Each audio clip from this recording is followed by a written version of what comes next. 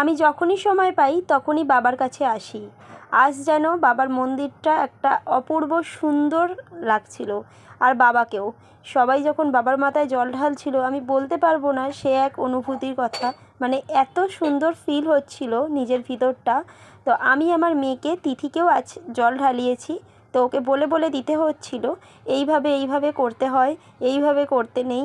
আমার মেয়ে এই প্রথম বছর জল ঢালছে, আর আমার জল ঢালা আগেই হয়ে গিয়েছিল। আর এই মন্দিরটা ছিল আমাদের বাড়ির একদমই সামনে। আমি রাত্রিরের দিকে তোমাদের সাথে সেই ভিডিও শেয়ার করব। যজ্ঞ হবে, আরও মন্দির অনেক সুন্দরভাবে সেজে উঠেছে, সেগুলো সবই শেয়ার করব। এইভাবে আমাকে শেখাতে হচ্ছিল, ধূপকাঠিটা বন্ধ করো, এইভাবে। হ্যাঁ, তো যতটা পেরেছি তোমাদের সাথে ততটাই শেয়ার করেছি। এ দেখো, আমি ঘুরিয়ে ঘুরিয়ে দেখানোর চেষ্টা করেছি। আর মন্দিরে ভীষণ ভিড় ছিল। আমি যখন জল ঢেলেছিলাম বাবার মাথায়, আরও বেশি ভিড় ছিল।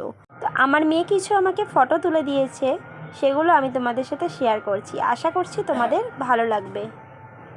এই ছিল আমার জল ঢালার ভিডিও।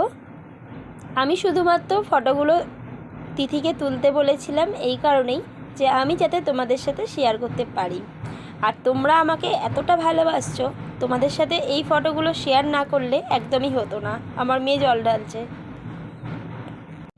আমার মেয়ের জল ঢালার আগের মুহূর্ত, আবারও বাড়িতে গিয়ে ওকে থালা রেডি করে আবার নিয়ে এসেছিলাম মন্দিরে। তোমাদের সবাইকে বলে রাখি, শুভ শিবরাত্রির অনেক অনেক শুভেচ্ছা, অনেক ভালোবাসা। সবাই ভালো থেকো। আজ ভিডিও এতটাই, টাটা।